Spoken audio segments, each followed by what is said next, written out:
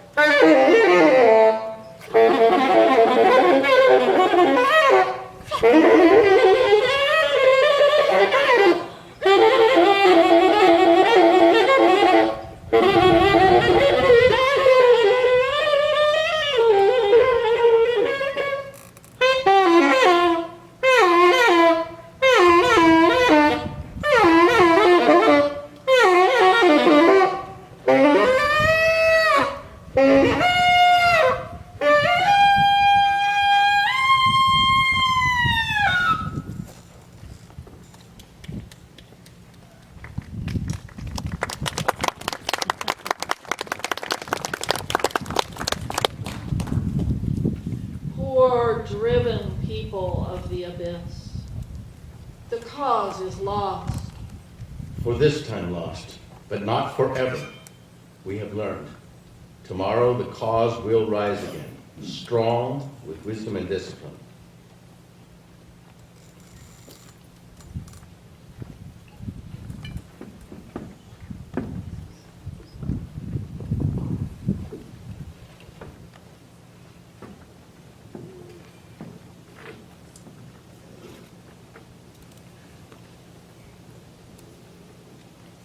Avis Everhard, there is no further record. Undoubtedly, she was executed by the mercenaries. Little did she realize, even then, how terrible had been the breakdown of the Second Revolt.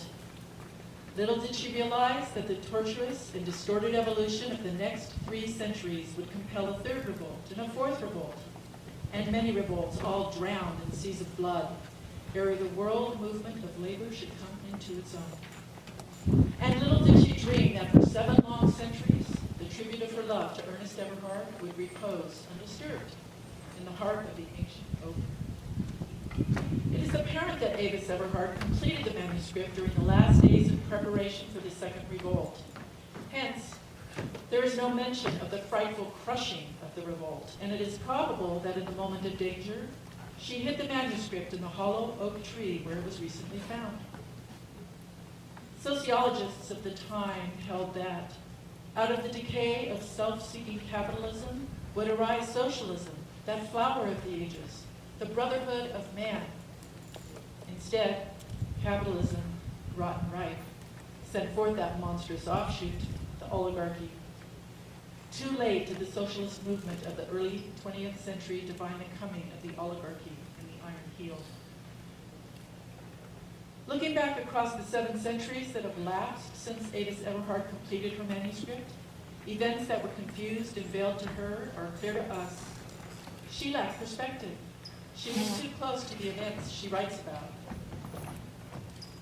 The rise of the oligarchy will always remain a cause of secret wonder to the historian and the philosopher. Other great historical events have their place in social evolution. They were inevitable. Their coming could have been predicted.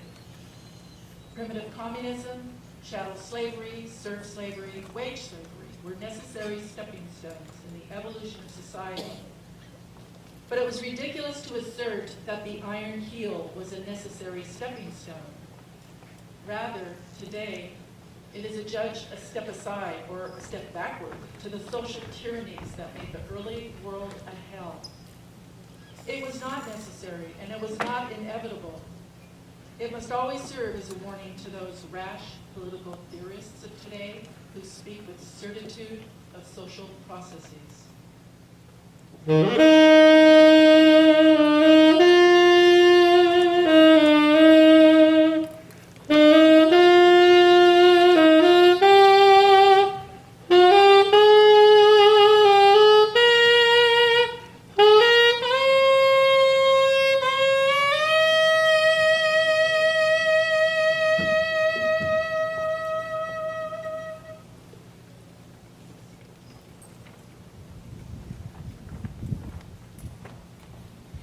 In the century since the Iron Heel was written, several of Jack London's predictions have been fulfilled.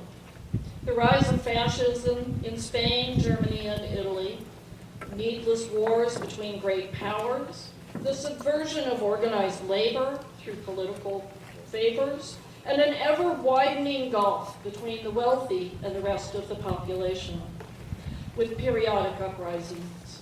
In the United States, law enforcement agencies have gained more and more power, and surveillance has become ever more intrusive. Combined with the general political influence of money, we are living under a kind of soft oligarchy, which can unleash a very hard iron heel when it feels threatened. What is the legacy of Jack London?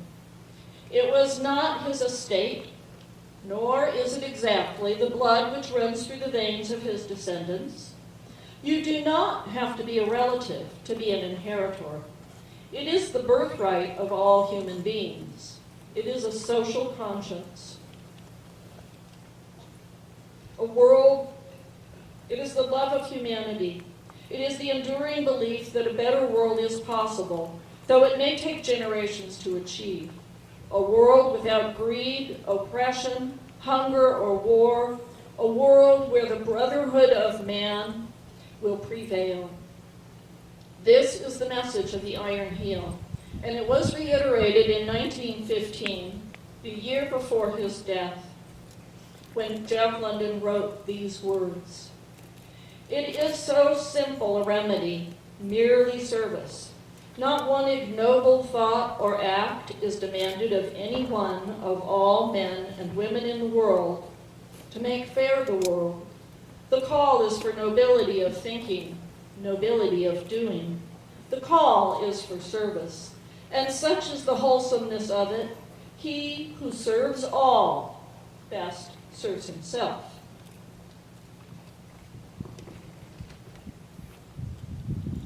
In these times, when things sometimes seem so very bleak, we need the inspiration of stories such as the Iron Heel. Because Meredith has the last word, and she is from the era of the Brotherhood of Man, we can take hope, and this will keep us going. A century ago, right there, under that oak tree, Jack London had the fictional Avis hide her prescient manuscript. We are all here today to keep the spirit of Jack London alive. So here's to the Brotherhood of Man. Thank you very much.